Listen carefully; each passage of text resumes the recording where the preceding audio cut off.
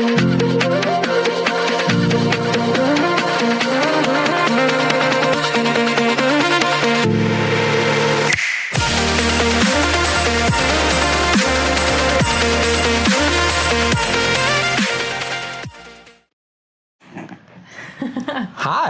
Hi. Thanks for joining me. Your voice sounds fantastic. Oh, you're such a complimentary interviewee. Look at you go. So. Well, maybe we should tell everybody what we're doing. Oh, no. I think we should just go right into the swimming pool. Okay. No. We think it would be a great idea for each of us to interview one another so that everybody can get to know us. Yeah. Because who cares what we have to say until they don't know who we are? They know who we are. You don't know how much someone cares until you care how much they know. Oh, that was good. I don't think that's right, though. I think I did it backwards. You don't care how much someone knows. I forgot to job my love, and I loved my job instead. That's hilarious. So the actual phrase is, you don't care how much someone knows until you know how much they care. That's it. That sounds right, actually. Yeah, so we really care. Yes, we just want you guys to get to know us. This is now episode 2. Correct. And episode 3, we will switch places so that you can get to know. I'll sit over there. Oh, yeah. And hold howdy, if he'll let me. And then you can sit over here. Yeah. You can ask me questions. Yes, I love it. So we're gonna keep this light. Yeah. It's not heavy. No. Let's do some just quick rapid fires. And we'll see how you do. Okay, great. I'll let you know if you pass or not. Thanks. Coffee or tea? Tea. Of course. But why? I used to be a coffee nut. I used to like a lot of coffee. But only if it had like a bunch of milk and cream and sugar, and I've never been a fan of black coffee. I like caffeine, but not if it tastes disgusting. But tea, I feel like there's lots of nice, yummy flavors that aren't like super sugary, like just a dessert in a cup, you know? So Yeah. That's a nice alternative, like green tea with like some peach Remember when I flavoring. used to make you chai tea in the morning? Yeah, I love chai tea. Yeah. Chai tea's nice. Mountains or beach? Beach. Of course. Beach, please. Why would anybody go to a mountain? Do you have a favorite worship song that you can think of in this moment? Oh my gosh, that's a lovely question. Thank you. There's a lot of really great worship songs that I've, like, as different seasons in my life, I have connected with really deeply. But I think more recently, like in the last couple of months, there's one particular one. Let's see if I can find it. I know it was on the spot. What's that heaven song that you like? Let heaven take you home. It's not a worship song. You've kind of treated it like a worship song. It feels a little bit like it, yeah. Yeah. Have you ever worshipped to a non-worship song? Absolutely. Isn't that interesting? You want to know one of them? Yeah. Clarity by Zed. Yeah. And then there's another one by, oh my gosh, David Guetta. Mm-hmm. And it's, gosh, now I gotta look up that song. We're going to spend the rest of the interview just looking Googling at things. This might be it. Yeah. Oh, I'm gonna trip up already.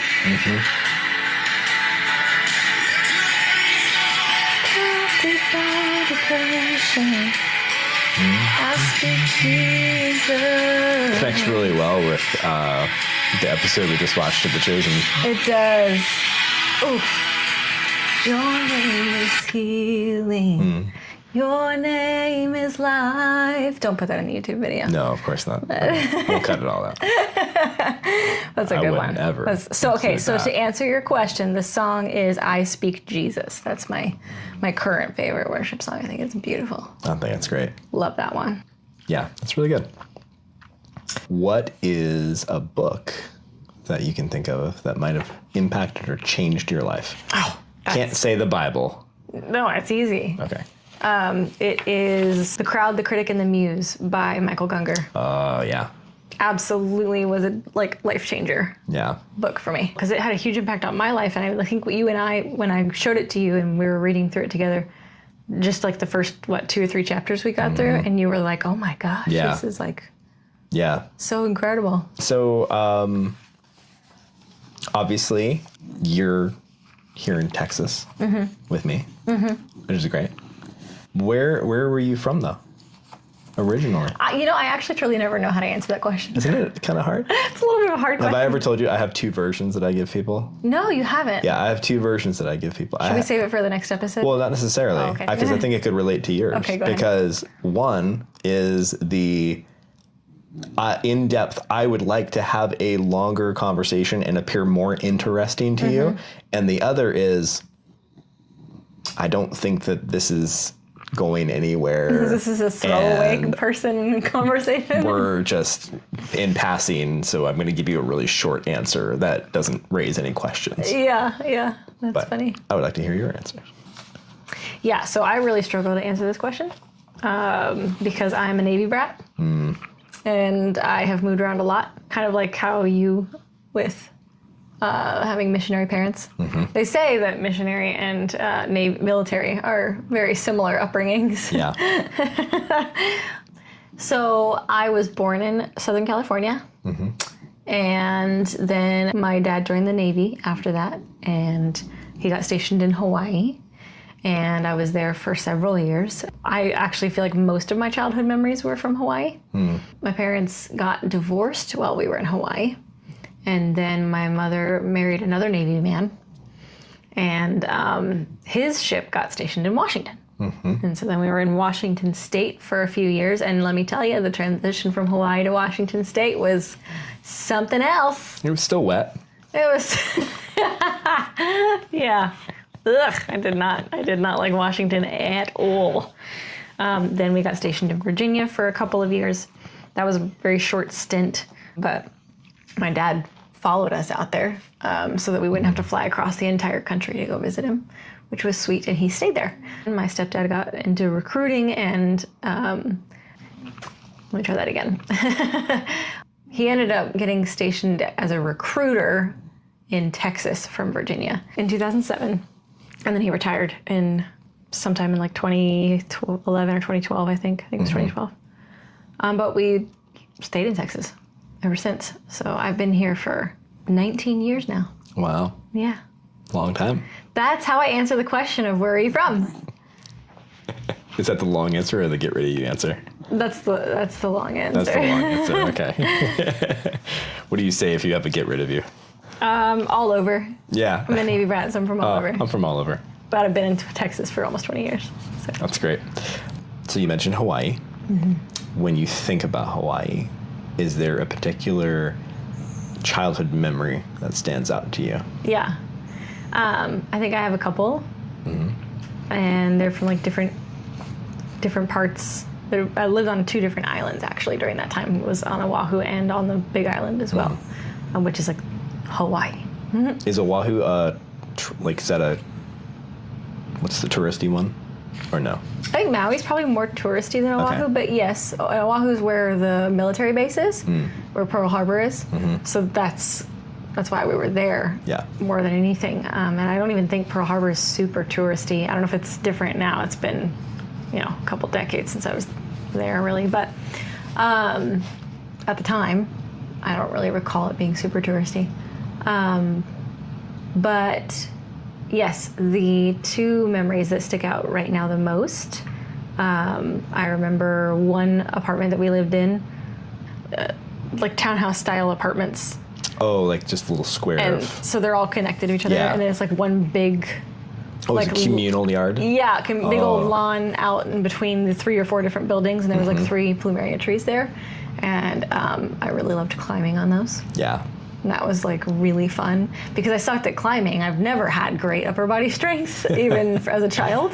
But the base of plumeria trees starts really low, and the trunks and all the different branches are really thick. Yeah. So it's like like it grows out like that, not like up tall and in splits, right? Yeah. So it's so easy to get onto, and I could get really far in and pretty high up, and felt like a cool monkey.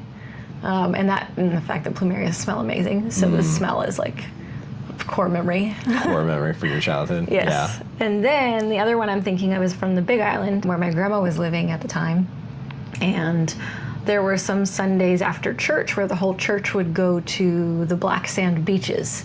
And there was one in particular that was kind of almost like a lagoon-esque type of thing. Like there's plants and trees and big flower bushes and stuff, but then there's this tiny opening. So there's all this black sand, and then it kind of comes to this point that's pretty small that you can like walk into the ocean, and it's like just plants everywhere. So it's really gorgeous.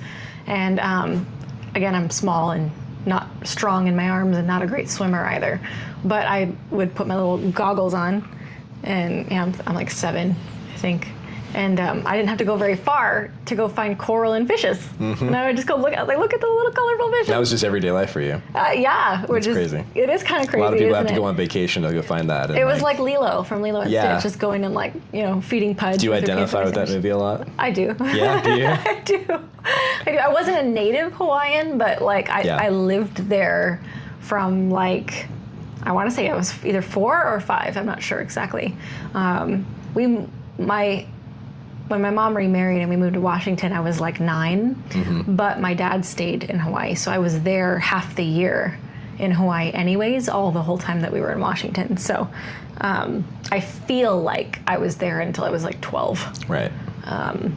Because I just constantly went back. So That's awesome. Yeah. I also, I was thinking about how like that's your childhood, and we've talked about what do we want to happen to us when we die, and you want to be buried. Oh yes. You want to be buried in a plumeria seed pot. Yes, I don't want a coffin. Have your ashes grow into a tree. Yes, I want my remains to be consumed by a tree, and that essentially have myself in the tree. I think that's great. Yeah. I love that. Yeah, I really would rather that. Nobody look at my dead body in a coffin, please. And this is now recorded and going to be on the internet. So there's everybody in the world who knows it is never going to be my will and testament to be in a coffin and people look Also, at my dead body. she wants a DJ and a foam party. Yeah. And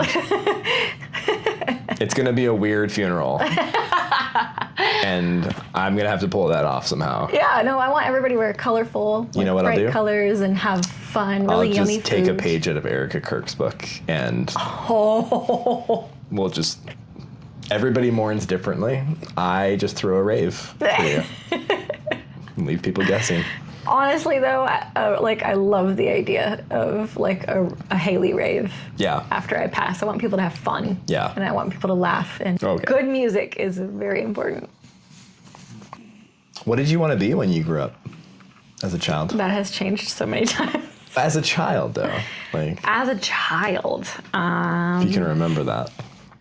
What was I your know dream? for a large period of time, I wanted to be an architect. And the reason why was because, and this is like 7 to 10 years old, I was always building miniature structures.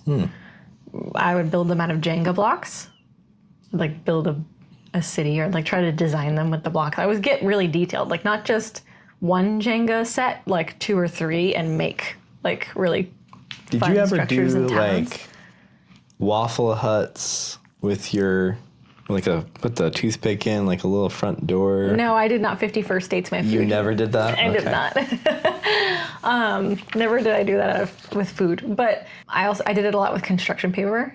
So I would like fold the paper to create 3-dimensional walls and furniture. Whoa. And then like I would use a glue stick and like piece everything together. And then I would take images from magazines, like a flower pot or a TV, and I would glue that to the construction paper. So it would have like all these different parts of the room. That's super creative. Thanks. How old were you doing I was this? 9. What? I was 9, and I made like an entire house out of construction paper and magazine clippings. I couldn't do anything like that when I was 9. That was my, and then my family would always comment, they would be like, wow, do you want to be an architect? I was like, what's an architect? And they're like, you design buildings and and all that, and get artistic with your building design. I was like, I would love to do that. I was obsessed. That's really cool.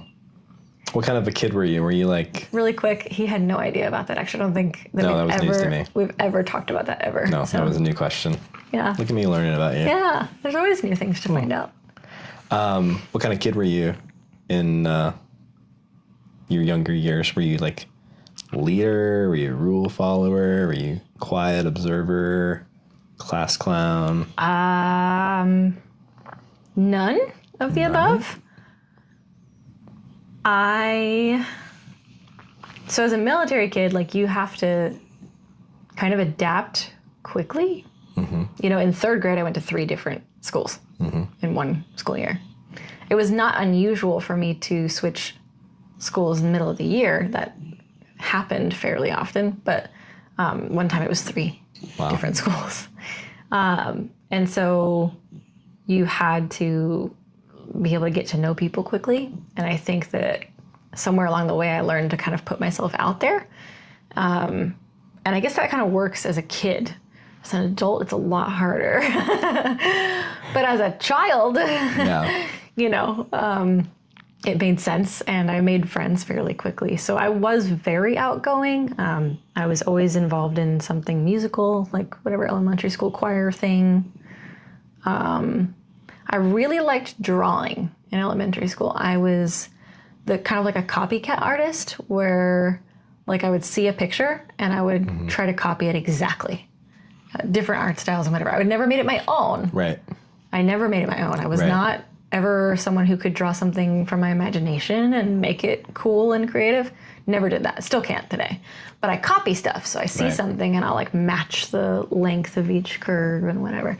So I did a lot of that as a little kid, and I would do that and then write stories and have my friends act out the stories with me. Mm-hmm. So I'd give like almost like a script. Mm-hmm. But I'd also I'd create this story and this characters, and I would, draw the photos of what the characters looked like. Yeah. And then I would say, okay, you're this one, and I'm this one. And then we would I'd have almost like a theater script, and we'd all act it out and create a play or something like that. Have you ever heard the phrase, steal like an artist? No, I haven't. It's actually like a very artistic thing to do. Oh, really? You copy, but not directly. You just copy from all your experiences, everything that you've seen, and you're pulling it all together. I feel that way as a musician. That is actually that's your expression. Like, that's your voice. That's what it's not you just generated something on your own. It's your experience through life coming to coalesce into one thing. Drawing, I never made it my own. You never made really. that thing. Yeah. Not really. But with music, I can relate to that statement for sure. It's very cool. It's funny because I love talking to you. And so now I'm like, well, what about you? What do you do? I know, you want to reciprocate. I'm like, no, you can't. No, you have to wait until episode 3. Okay. I'm so sorry. When do you think you really became aware of your personality? Like, when did you come alive as who you are today? As who I am today. Yeah. So that part matters. Yeah. Because I definitely felt like I had an identity in high school. Mm-hmm. I was like, this is who Hayley is. This is who I am. This is actually something I'd like to talk about. Yeah. Is identity. But it wasn't until... Another great question. It wasn't until my mid-20s that I really felt like I solidified who I am. Yeah. And that stuck with me now for almost a decade. Yeah. Around 16 and stuff, I got this identity of like, oh, Hayley's the singer. Mm-hmm. Singer Hayley. And that lasted a long time. 16 to, I want to say 22, I carried that identity through, school, like high school, and then I did coffee shop gigs and stuff, but then also led worship at 3 different churches during that period. And I was like, that's who I am. That's my calling. That's my identity is to sing and make music. And, that shifted. My career shifted, and I ended up being into fitness and became a personal trainer. What do you think was the shift? Like, what was the keystone for that change? Well, towards the end of that music season, right, I was working at a ministry. Mm-hmm. I was 22 years old. It's 2016 or something? I moved out in 2015. Okay. Yes. I remember shortly before that, I had recently fallen in love with the gym, thanks to my mother. She forced me, and I hated the gym, but she got me into it. And the reason I loved it was because I was always a stick and a twig for the majority of my life. People made fun of how skinny I was. We can chuckle now, but truthfully, it was actually very hurtful. Yeah. It was super hurtful to be made fun of, and everybody's like, oh, you're so tiny, oh, don't break her. I absolutely hated it. Well, fast forward to 21 years old, my mom gets me into the gym, and I gained like 5 pounds. And I was like, you can gain weight at the gym? I was like, I didn't even know this was possible. I thought you go to the gym to lose weight. I didn't know you could gain weight. And I was addicted from then on. I was like, I thick thighs am and no pretty longer eyes. going to be this stick twig. You watch me, I'm going to show them all. So yeah, I was into fitness, and then I was at the gym and I was praying. I was like, God, what do I need to do with my life? Because I know I want to learn music. Yeah. And I was in there and I felt like it was the Lord. And maybe it was. I mean, all this led me here. But I felt like I heard, be a personal trainer. And it just clicked, and it made perfect sense. If I could get a certification to become a personal trainer, I looked up the average salary or whatever, and keep in mind this is 2015. A lot has changed in the last decade. But at the time, it was like it was not uncommon. You could actually make a living upwards of like 50, 60K. And at the time, it was like that was enough to pay for rent and then, also go to school. Yeah. I didn't need a degree. I just wanted to take music classes. And I was like, that makes perfect sense. And so then immediately I was tunnel vision focused on becoming a personal trainer. I got my certification. I started working at a smaller gym as a trainer called UFit. I was there for like a year. Then I was like, I'm going to go work for the big bougie gym because that's where the money's at. So then I was like Lifetime Fitness. And I did that too. I was a personal trainer at Lifetime Fitness for a couple of years, and we reached 2018. So here I am. It was 2016, 2018, 2.5 years total of time that I'm pursuing this goal. And then 2018 was literally the worst year of my life, and everything turned to bleh. That's at least an entire first date story. 2018 is an entire first date story. You're absolutely right. Entire first date story. I spent 45 minutes on our first date just talking to him about that year. That's how long it took. I was so nervous, though, on our first date that I was like so glad that you wanted to talk and fill all the space because I couldn't think of anything to say. And that sounds like something sweet to cover it up so I don't feel bad, but I actually think he means that because he's said it consistently for the last several years that we've been together. And I believe him, knowing him, too. So I'm glad that wasn't like just absolutely miserable for you to sit through. So I'm the introverted person who's like, you're the extroverted talker that can fill the space, and I would get to relax. I have plenty of content to share with you. Episode 3 is going to be awkward for everybody. Okay, so then that year was so bad, I lost everything, and I'm not going to get into it too much, but there was essentially a car accident towards the end of the year on top of everything else that totaled my vehicle, which was the only asset that I had. I was trying to rent out of a friend's house, and I had no money. I ended up that one of the members at the gym ended up taking me to the grocery store to get me some apples and some ingredients for peanut butter and jelly sandwiches because I was out of work for 2 weeks, so I didn't have a paycheck. And so they were very kind and, helped me out with that. But that's how bad it got, and I was so in the hole. Long story short, I couldn't be a personal trainer anymore. There is a lot to that, but I'm trying not to spend too much time on this one subject. I was desperate, ended up working for an entrepreneur in Dallas who was complaining about his assistant. And I was like, well, what does she do and how much do you pay her? And he told me, and I said, I can do all of that. I'll do a better job, and you can pay me less. And he said, you're hired. So then I started working for him. And that was an Airbnb business. And you had a natural leadership quality that was building in you over time. And so it wasn't a challenge for me to start like helping him with his business and his staff and running that team.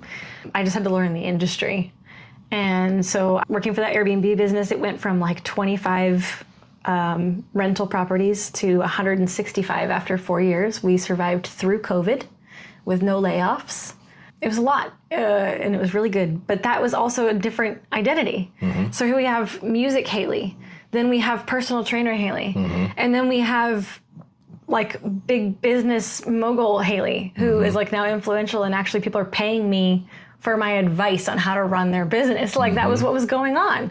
And that all ended because, I guess I'll just say it, that boss was awful to me. So verbally abusive, emotionally manipulative. Yeah. And I reached this breaking point where I was like, there's no amount of money in the world that is worth living like this. Yeah. And so I quit. I was on a treadmill working out, and I was praying. I was like, God, this can't be what you have for me. And I felt like I heard him say, like, yeah, it's not it anymore. Yeah. And I was like, well, I want to quit. And he's like, you can. And we're back. And we're back. Little technical difficulties. Dead battery. Dead battery. It's best. So we were leaving off with. You just finished talking about leaving your the Airbnb business. Airbnb business. So on a treadmill. And treadmill. And God spoke basically to you and said, trust me, I've got you. I gave them, a month's notice, so they had some good transition time, but I was like, I'm definitely done. And 2 weeks into that 30 days, I met you. And now we're in the married Hayley identity. Yeah. Hopefully that's a long-lasting identity. Married stepmom. Stepmom, Hayley. Yeah. My hopefully career right now that I'm praying is long-term is holistic health Hayley, helping run my mom's business. What was the other thing? Oh, political Hayley. Political Hayley. That might be a shorter She's living. Coming alive. Summer of 24 is when I was starting to pay attention. Yeah. And then I was like, yeah, I actually kind of care about this stuff now. Megan Kelly does a great job explaining things. Now I'm obsessed with Tucker Carlson, though. I wish he was my uncle. Like a dad crush on him or something. He's awesome. He's awesome. Can you imagine growing up in his house? Oh, I would imagine kids. it would be fantastic. You'd be dipping Alp like crazy. I don't know about that. Maybe if I was related to him, I guess it would be a thing. That's so funny. A couple more questions. This has been great overall, though. Thank you for sharing so much about yourself with us. Thank you. I love you. Oh, love you too. What do you think most people today get wrong about happiness? Happiness. I think that it is not something that you find. I think maybe most people probably know that or they're aware of it, but they still go through living life like they're looking to be happy. They're still chasing it somehow. I think there's a very common thing that we all think is people where it's like, oh, if I just get to do this, I'll be happy. If I just get this goal, I'll be happy. One more thing if I get this mentality. If I get these shoes, I'll be happy. If I get the house, I'll be happy. Yeah. If I get, that career or promotion or if I get that record deal, if I get famous, I'll be happy. None of that's true. Yep. You're going to get there and then it'll be old really fast. You become entitled at a certain point. Oh, yes, you get entitled. Like you have the you get adjust if I to can it. just get that nice car, I'll be happy. And then you are for a short amount of time, but then you kind of like live in this subconscious headspace of like, yeah. oh, well, that's just my car and that's the kind of person I am and that's how successful I am. And you just think that way. And if it gets taken away from you or you end up only being able to afford a dinky car after that for whatever reason, you're upset because you're like, well, I've been through this.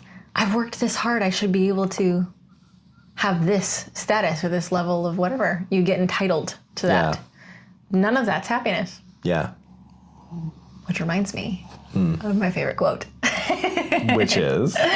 It's not technically about happiness, it's about success, but I think that they're very related, and the quote even They're kind of twins. mentions that. Yeah. It's from Viktor E. Frankl. Favorite quote, for success, like happiness, cannot be pursued.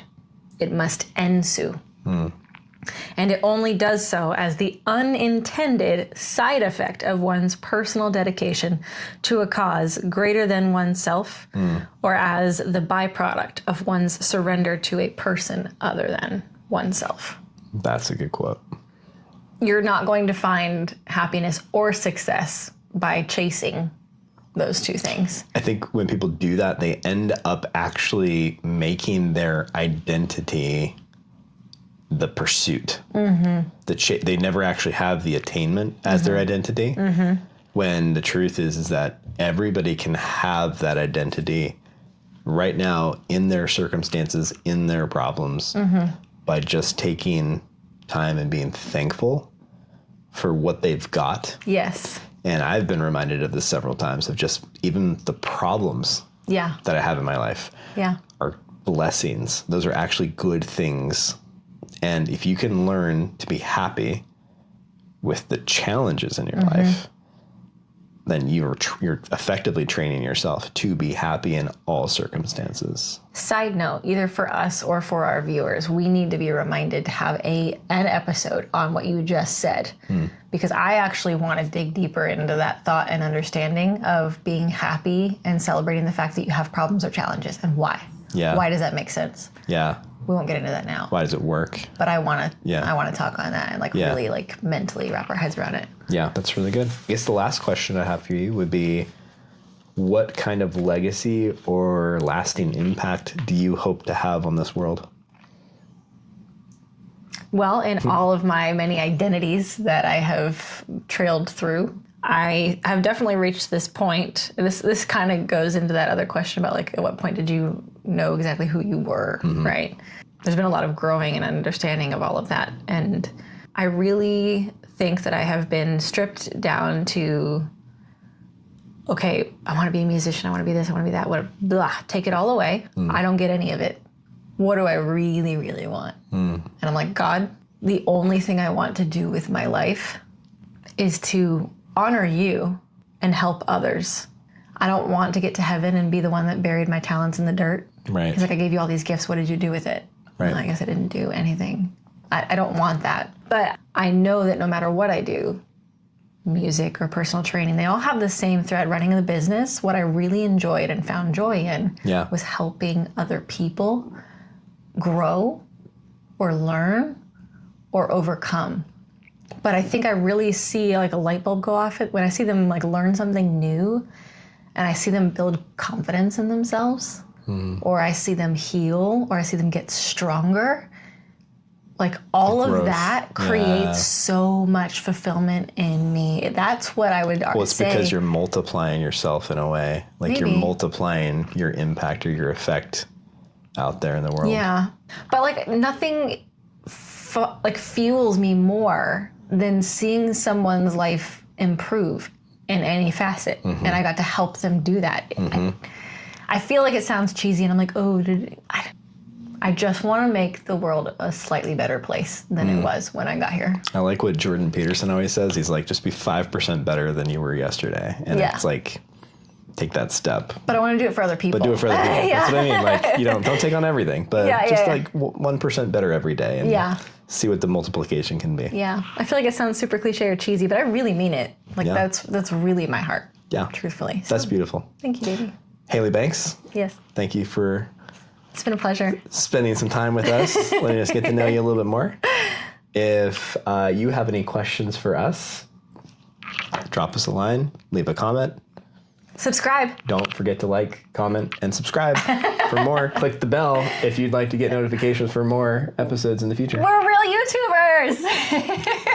It's the weirdest thing to actually say that. I know, we watch so many other people do it. Yeah. Guess we have to do it now. It's a thing you have to say. I love you, baby. That was really fun. Oh, good.